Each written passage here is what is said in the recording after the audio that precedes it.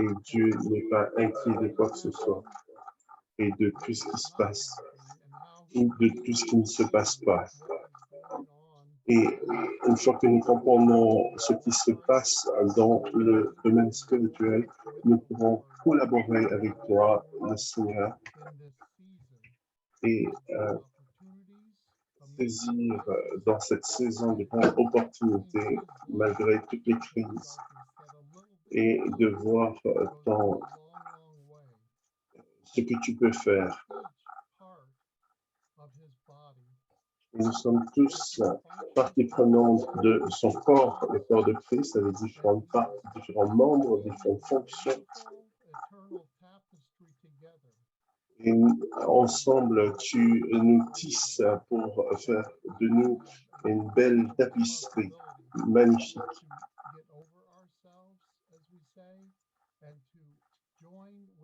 Et, Seigneur, nous voulons nous joindre avec toi dans ce que tu entreprends lorsque nous nous préparons au retour proche de notre Seigneur Jésus-Christ. Et le peuple de Dieu est ensemble et souhaite grandir en force, et tu nous appelles hors des ténèbres pour voir des choses extraordinaires. Et je voudrais donc partager certaines choses, certaines écritures pour que nous puissions voir combien nous sommes des fils et filles de Dieu et des sacrificateurs de l'Éternel, appelés à marcher dans toute l'autorité du Seigneur, de celle qu'il nous a donnée. Jésus a dit que toute autorité sur terre et sur le ciel, dans le ciel m'a été donnée. Et cette autorité nous la confie. Et en tant que hauts sacrificateurs, nous sommes appelés à nous lever. Et nous connaissons la vérité c'est Jésus. Et nous allons nous lever avec témérité et plus que suffisant pour changer toute la planète.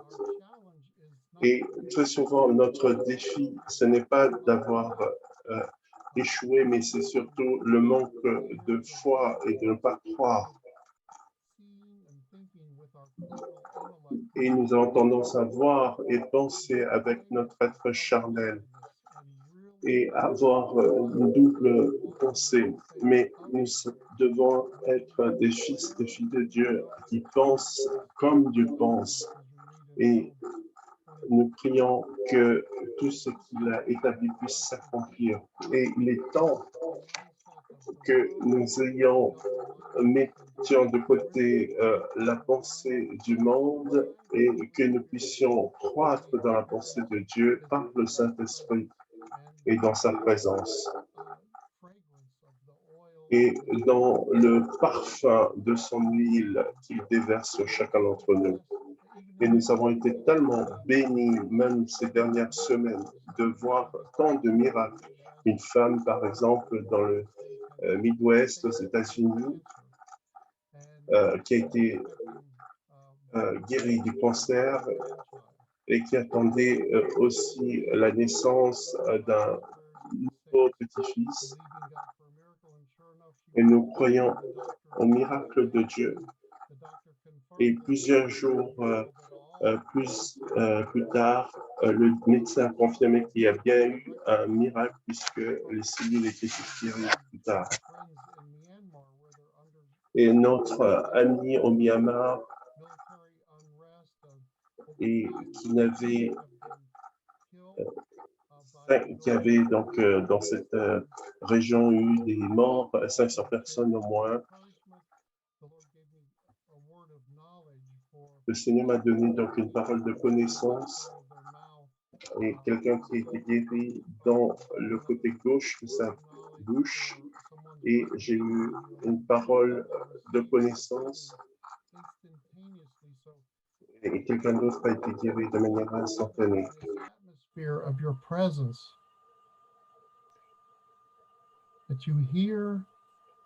je prie que tu entends nos cris et que tu nous connais mieux que nous nous connaissons nous-mêmes.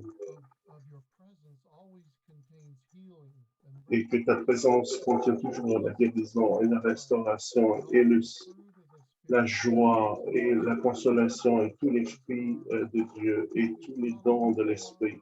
Et nous revêtons maintenant l'armure entière de l'Esprit.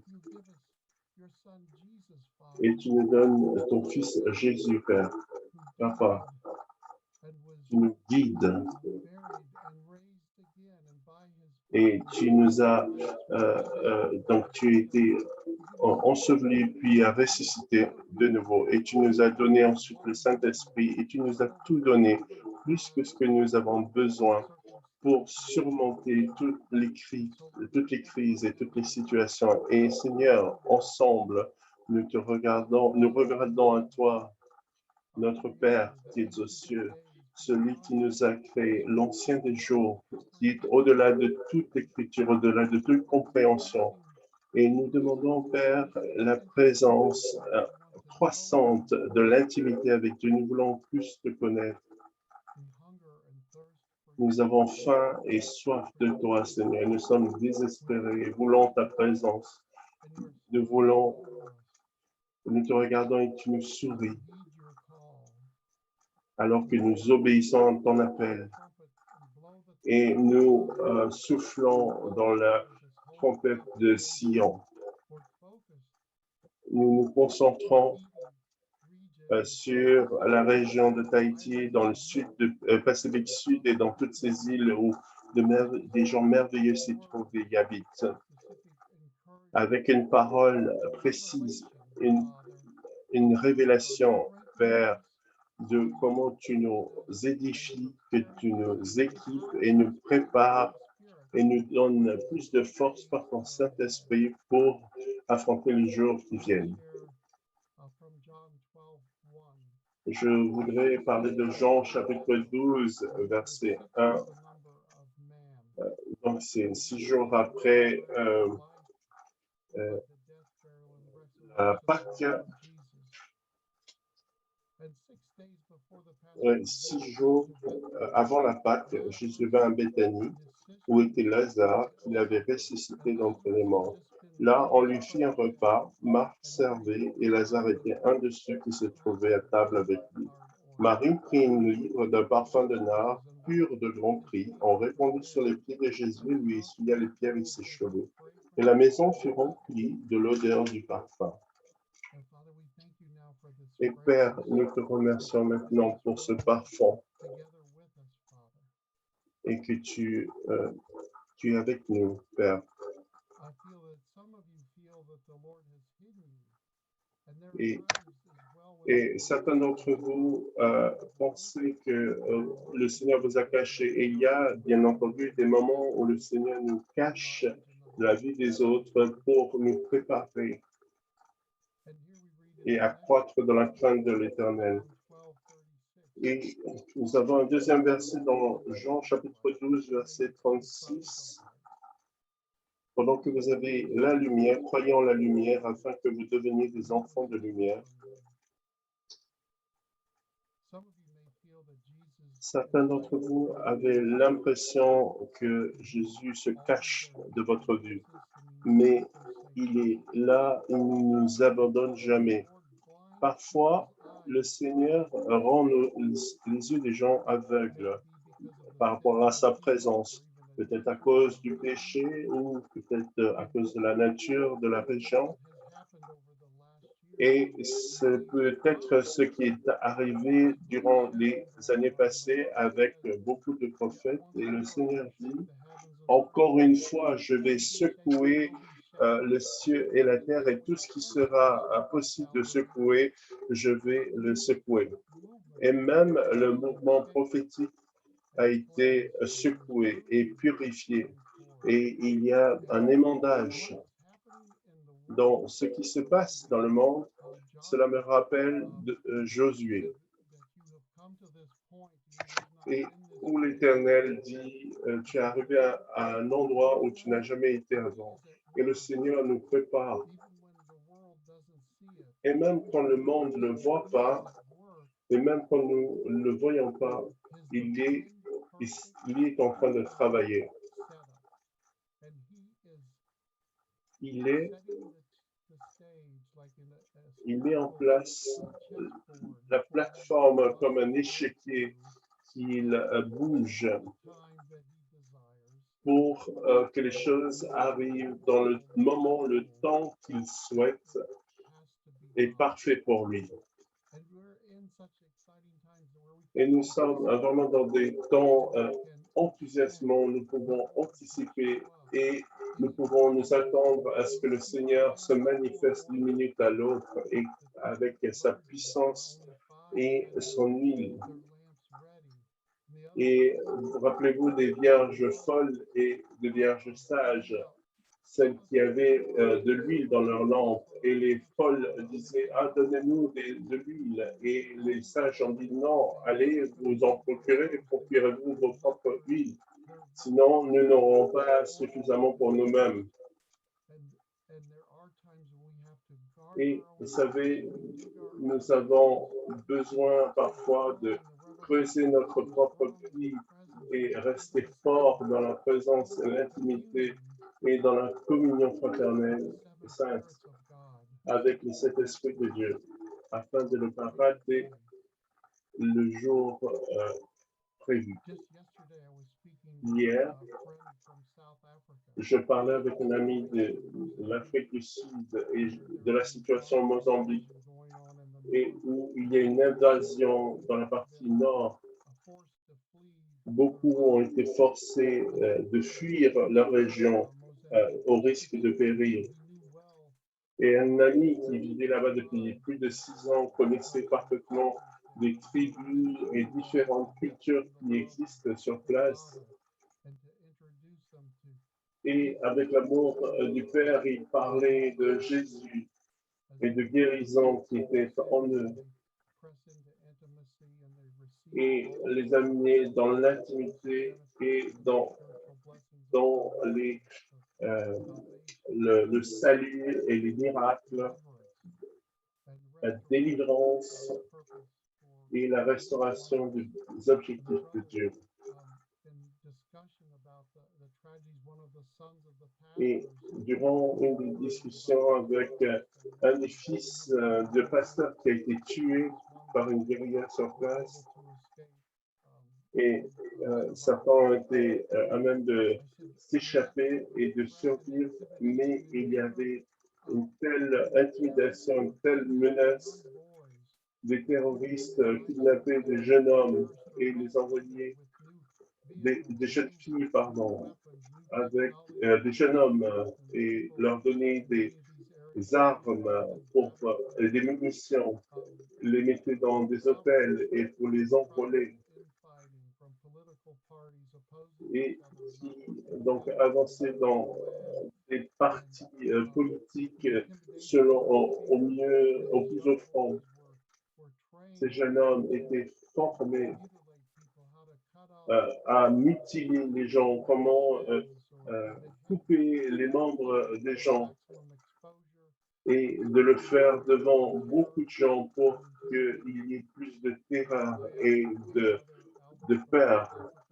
Et j'ai demandé à un frère d'Afrique du Sud certaines de ces questions de ces chrétiens qui tombent et renoncent à Jésus et retournent vers l'islam pour que leur famille soit sauvegardée, préservée. Mais d'autres ont eu une rencontre réelle avec le Dieu vivant et persistent et restent avec le Seigneur et creusent leur propre puits et ne renoncent pas à Jésus-Christ. Et cela est une grande leçon pour nous. Alors qu'il y a une croissance de la persécution, de la sorcellerie, beaucoup de choses qui se produisent dans les 7 montagnes de la société, nous devons continuer, persister à creuser notre propre puits et afin que dans nos vies ne soyons pas perdus et et ne plus savoir où aller. L'apôtre Paul a dit être absent du corps, c'est être présent pour le Seigneur.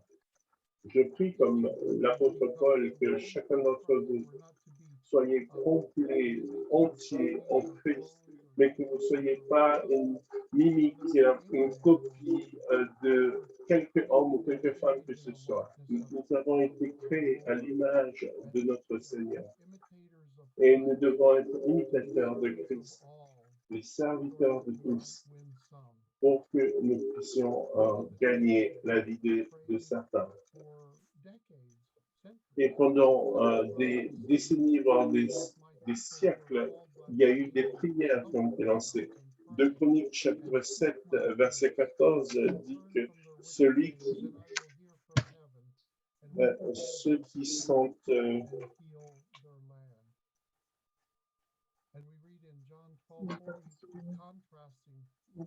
si mon peuple s'humilie, ceux qui invoquent mon nom s'humilient et se détournent de ses voies, alors je le guérirai.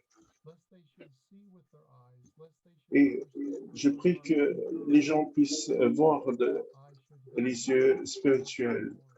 Et le Seigneur dit que je vais les guérir, guérir leurs yeux. Nous voyons de jugements dans certains endroits qui s'étendent, mais nous savons que Jésus est notre Rédempteur et qu'il est vivant.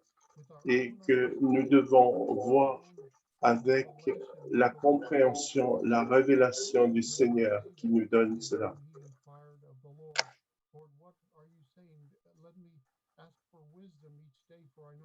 Permettez que je demande chaque jour la sagesse pour grandir dans cette sagesse et tous les jours pour discerner les temps, discerner les moments, les saisons et ce qui se passe dans le spirituel et même les esprits, ce qui est mauvais, ce qui est bon.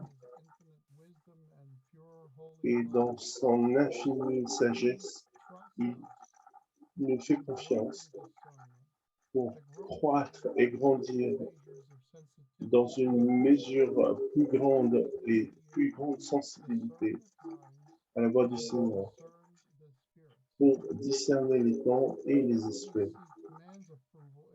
Bon, à chaque fois que nous voyons des gens, nous pouvons être frustrés, mais nous avons des projets qui peuvent nous rendre frustrés. Mais si le Seigneur n'est pas dans ces projets-là, alors nous bâtissons en vain.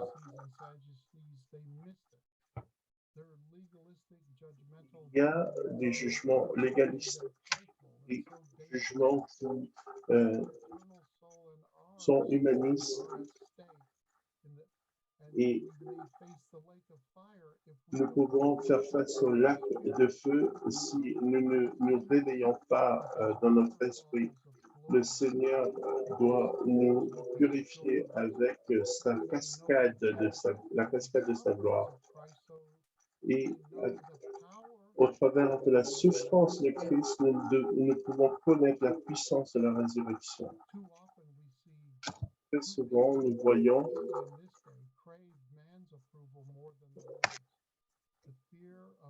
des gens qui ont peur de l'homme et qui, comme dans un filet. Jean chapitre 14.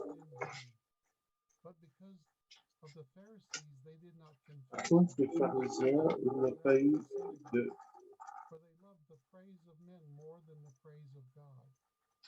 certains aiment la louange des hommes plus que la louange de Dieu. For we know in Hebrews 11:6, without faith, Hébreux chapitre 11, verset 6, dit que celui qui vient à Dieu doit savoir et doit être certain que Dieu existe. Nous devons être dans ce style de vie de repentance pour nos péchés de manière quotidienne et on doit dire, Seigneur, montre-moi s'il y a un domaine dans mon cœur, dans ma vie qui ne correspond pas à ce que tu veux et que je puisse me repentir ainsi. pour que nous puissions rester dans la sainteté et croître davantage. La seule crainte sage est la crainte de l'Éternel. Dans sa présence et savoir que Dieu est un Dieu de majesté, Dieu est un Dieu de merveille et que nous sommes donc ensemble à vouloir être plus proche de lui et savoir qu'il est celui qui peut faire tout et qui est à notre côté.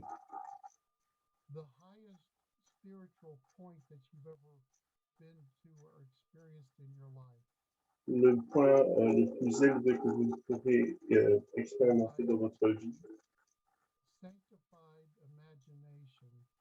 par une imagination sanctifiée et durant ce temps de convocation prophétique que le frère Eduardo et Aline ont essayé de mettre en place. Il y a un temps où on entre dans un portail à un nouveau niveau de l'expérience de Dieu, où tous nos sens physiques et spirituels commencent à voir que Dieu est un Dieu qui continue à être roi, et cela peut être un des points culminants de sa grâce dans nos vies. Et même demain,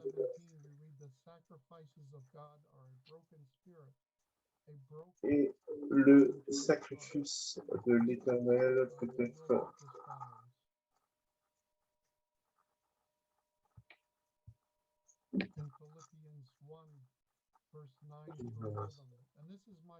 that your love may abound more and more in knowledge and depth of insight, so that you may be able to discern what is best. Philippiens parle de pouvoir discerner les choses pour être prêt à l'arrivée du Seigneur, pour la gloire et la louange de l'Éternel. D'où vient notre secours? Psaume chapitre 121, je lève mes yeux vers les montagnes et je vois ces collines sur les montagnes, dans ces îles polynésiennes, dans le triangle polynésien d'amour, de vérité, et les sept esprits de Dieu qui soufflent sur cette région, qui prépare pour le retour triomphant de Jésus. Et comment est-ce qu'on peut faire cela? Comment préparer nos cœurs? Comment préparer nos familles? C'est en vivant une vie sainte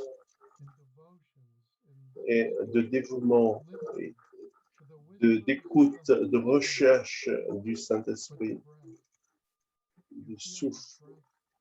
Vous ressentez son souffle sur vous en ce moment? Son nom est plus doux que le miel. Et certains d'entre vous ont même la possibilité de sentir comme du miel dans leur bouche. Et la Bible dit, goûte et voir que le Seigneur est bon. Et Dieu veut préserver nos âmes et nos cœurs. Le Seigneur va préserver, et même pour toute l'éternité. Certains d'entre vous sont appelés à voyager dans des îles proches de vous et même d'autres plus loin, parce que vous avez l'onction dans l'esprit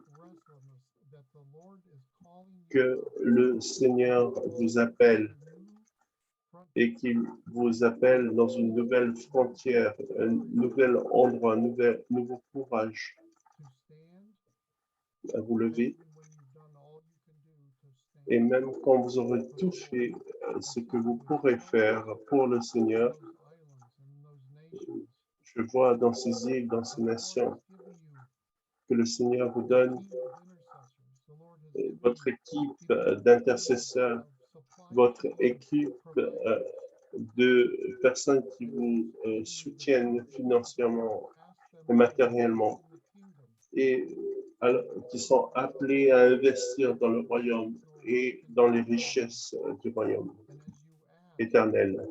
Et alors que vous faites ces demandes, vous ne demandez pas pour vous-même toutes ces choses, mais pour le Seigneur, pour qu'ils investissent dans l'avenir éternel et mondial, pour qu'ils aient un retour sur investissement éternel. Et c'est ce qui est marqué dans 1 Samuel ou 2 Samuel. Et que ceux qui reçoivent une récompense puissent recevoir la même récompense. Les prophètes, les apôtres, les enseignants, les pasteurs, ceux qui renforcent et édifient l'Église locale, qui puissent, en tant que prophètes, apôtres, et proclamer la parole de Dieu. Et la Bible dit qu'il révèle avant tout sa parole au travers de ses prophètes. Et nous lisons et que nous pouvons même, avec l'apôtre Paul, nous avons la capacité de prophétiser pour la sanctification, pour l'édification et l'équipement des saints, et afin que nous soyons tous arrivés, parvenus à la stature complète de Jésus. Et c'est en Christ seul, dans sa vie ressuscitée, alors que des persécutions, des crises se produisent, nous ne devons pas être déroutés ou effrayés.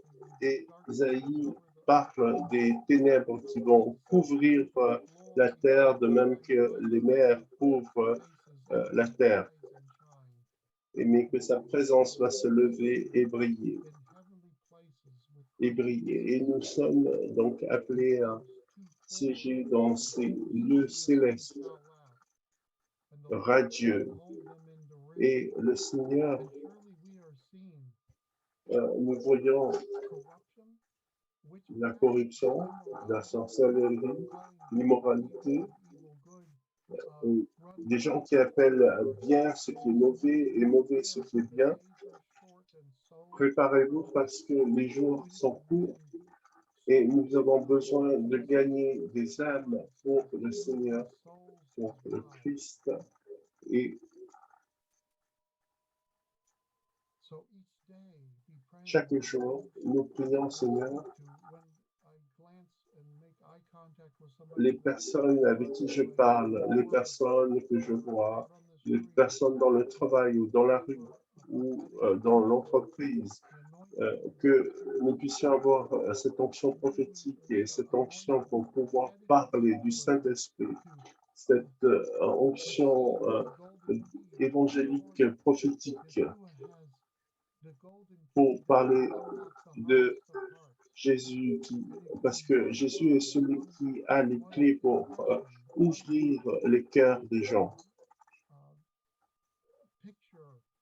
Une image ou une parole concernant peut-être leur enfance que tu peux nous donner pour pouvoir parler à ces personnes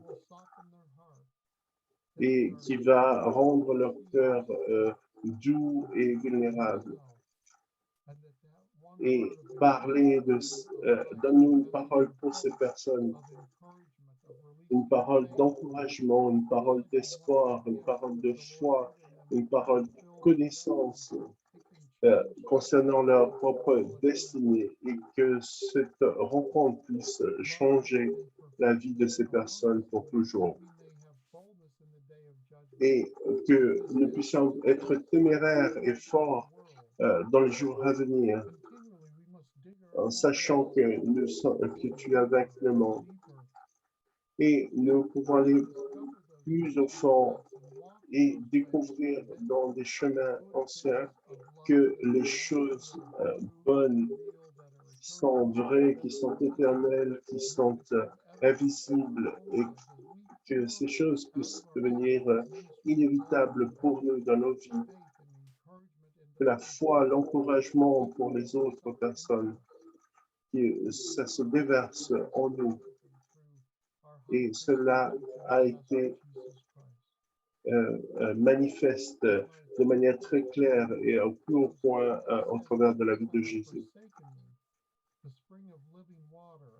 Que les fleuves d'eau vive ne peuvent pas retenir l'eau et la confiance qui ne peut pas retenir cette eau. Nous voulons pas retenir cette eau. Nous voulons que ces fleuves d'eau vive puissent couler, se répandre au travers de nous.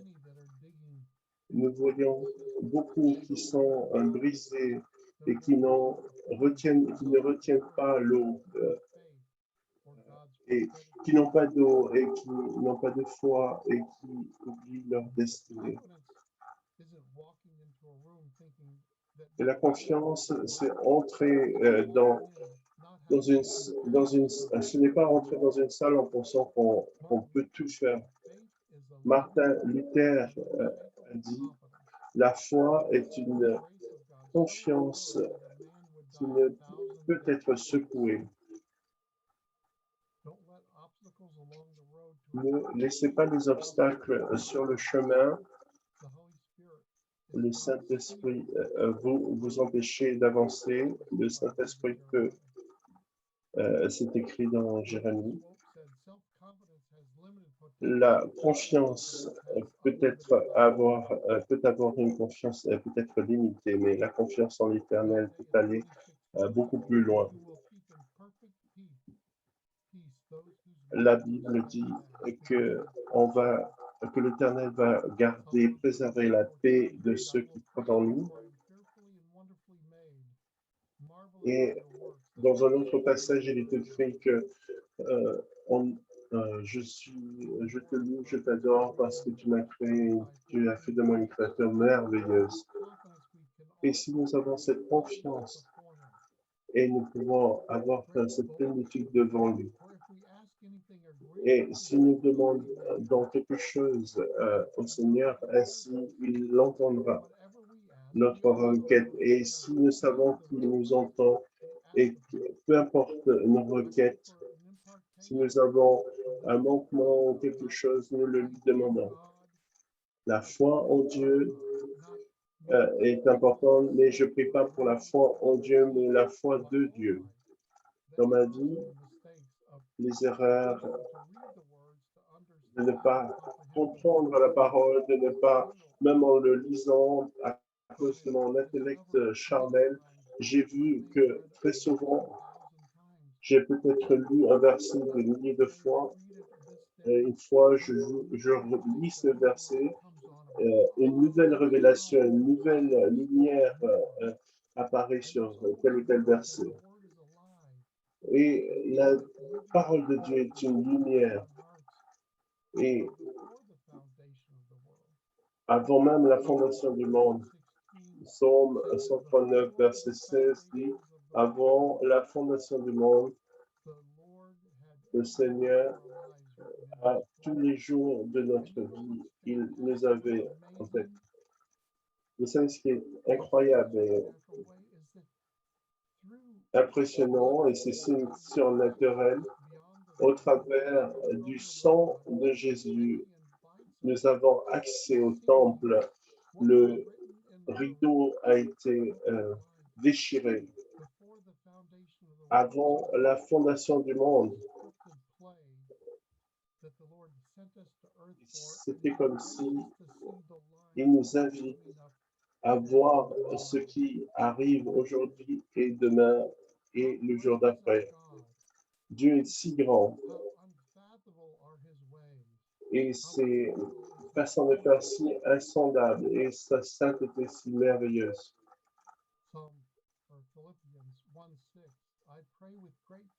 Et je prie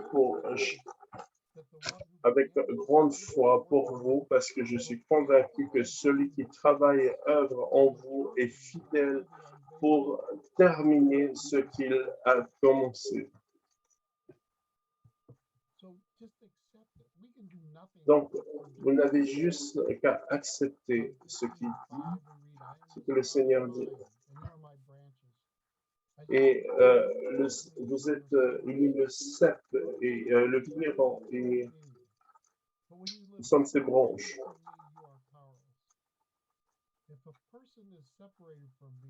Si les personnes sont séparées de moi, alors je les émande et je les jette même au feu. Mais si vous demeurez en moi et si ma parole demeure en vous, alors vous pourrez demander tout ce que vous voulez et cela sera fait. Et vous aurez des fruits en abondance et ce sera la démonstration que vous êtes mes disciples. Donc réjouissez-vous dans cette œuvre sur la croix. Si nous voyons avec les yeux de l'éternité, que nous savons que nous sommes assis aux côtés de Christ, nous sommes à deux endroits différents en même temps, ici sur terre, en tant qu'ambassadeurs de Christ, qui sommes préparés à être équipés, formés, et bien sûr l'année et demie passée a été un temps d'épreuve, un temps de préparation pour les temps à venir. Oui, l'Armageddon arrive, mais on n'y est pas encore. Ceci est un temps de préparation. Et nous devons donc mettre de l'ordre dans nos maisons spirituelles, dans nos familles, et nous préparer pour les choses qui ne seront pas faciles, mais malgré tout glorieuses. Si nous gardons nos yeux sur Jésus, l'auteur de notre foi et celui qui nous a créés et nous a choisis, donc vous et moi, et si nous endurons les choses, nous pourrons alors nous asseoir à la droite du Père. Je prie que chacun allant voir la vision de ce que Dieu voit. Et nous pourrons voir les choses qu'il nous a créées et demander de croire.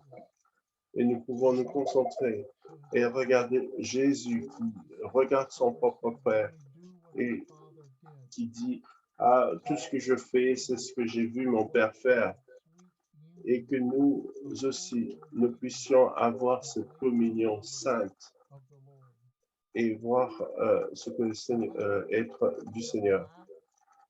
Et que nous ayons des manquements, nous ayons des besoins nombreux.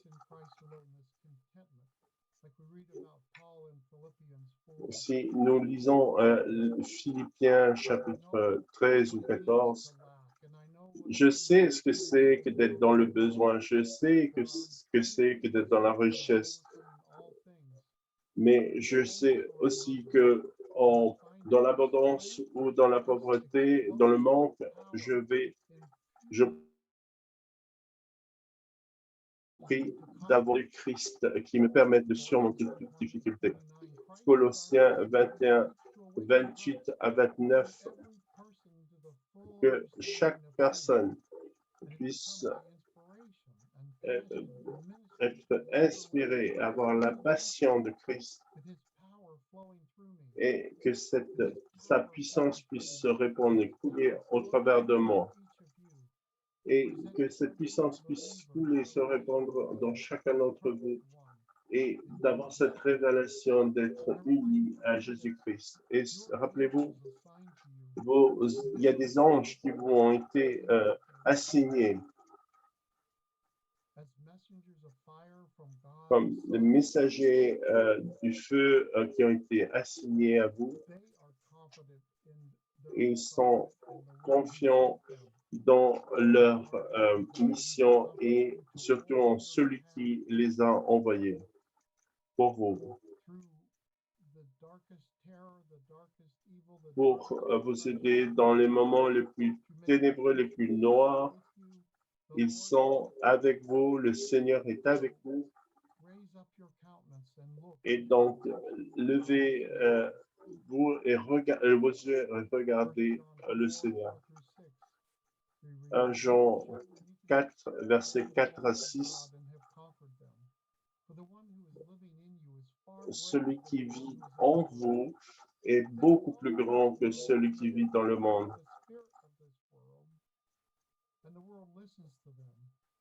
Et le monde entend.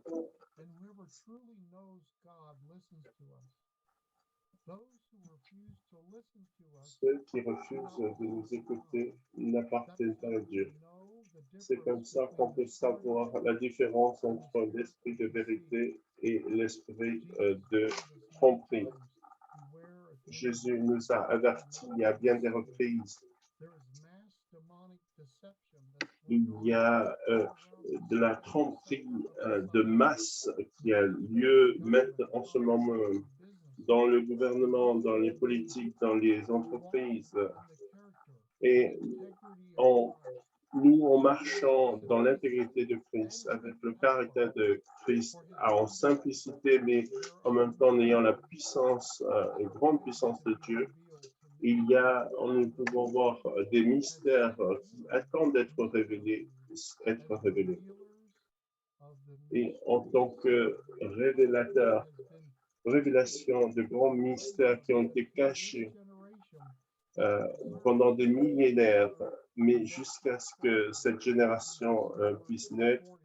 Et il attendait que ces mystères soient révélés et soient découverts. Et nous verrons, et nous voyons que encore et encore, il y a des choses qui sont révélées, comme à Jérusalem. Et si vous avez faim et avez soif de plus de lui, c'est votre faim pour le Seigneur qui va inviter la présence de Dieu. Votre faim de Dieu. Avez-vous faim de Dieu? Psaume 119, par exemple. Nous sommes à l'ombre d'El Shaddai, du Dieu Tout-Puissant. Il est notre forteresse et ma grande confiance. Il va vous secourir de tous les pièges de l'ennemi. Il va vous protéger de toute accusation fausse.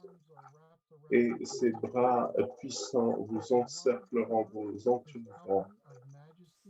Et sa majesté et sa douceur vous couvriront et vous protégeront de tout mal. Vous n'aurez pas à craindre l'esprit de ténèbres qui viendra contre vous, que ce soit en journée ou en soirée, et qui vient vous troubler, parce que les puissances du mal ne pourront pas vous vaincre. Même dans les temps de désastre, même avec des milliers de gens qui meurent, vous resterez non blessés. Et ceux qui auront fait du mal seront donc un temps devront rendre des comptes. Vous serez, vous, protégés de tout mal. Dieu va envoyer des anges avec des missions spéciales partout où vous irez pour vous défendre. Si vous entrez vers un piège, ils seront là pour vous empêcher de tomber, de trébucher. Les puissances ténébreuses veulent les piéger. Le Seigneur, écoutez ce qu'il dit, parce que vous m'avez aimé, vous avez été loyaux envers moi, alors je vous protégerai. Je répondrai à vos cris et je répondrai à vos prières. Vous ressentirez ma présence dans des moments troublés et difficiles. Et je vous apporterai l'honneur et avec tout ce que je ferai pour vous, vous vous réjouirez dans la promesse de mon salut. Et donc, soyez encouragés et confiants en Christ seul. puisque le plan divin, la stratégie divine est révélée à vous au travers de des 5 jours de cette convocation. Il y a de grandes stratégies qui vous attendent et le Seigneur pourra voir sa volonté faite avec ou sans vous, mais c'est toujours mieux si on collabore avec le Seigneur et que nous réalisons ses plans et ses objectifs. Et je vois une vague qui renforce, qui unifie ces régions du Pacifique. Et je prie pour la faveur de Dieu, la grâce et la miséricorde et le sang de Jésus pour qu'il protège chacun d'entre vous dans les jours à venir, alors que vous revêtez toute l'armure de Dieu et que vous avancez avec les talents et que vous entrez dans cette unité divine que Jésus a prié, que vous aussi soyez un comme je suis un avec le Père. Nous sommes un et expérimentons l'amour et cette révélation de ce que cela signifie d'être un avec les autres aussi. C'est-à-dire savoir que nous avons besoin des autres et honorer les uns les autres et nous humilions et nous soumettons les uns aux autres, ensemble pour sa gloire, pour toujours, au nom puissant de Jésus. Que Dieu vous bénisse et j'ai hâte de pouvoir vous voir en personne.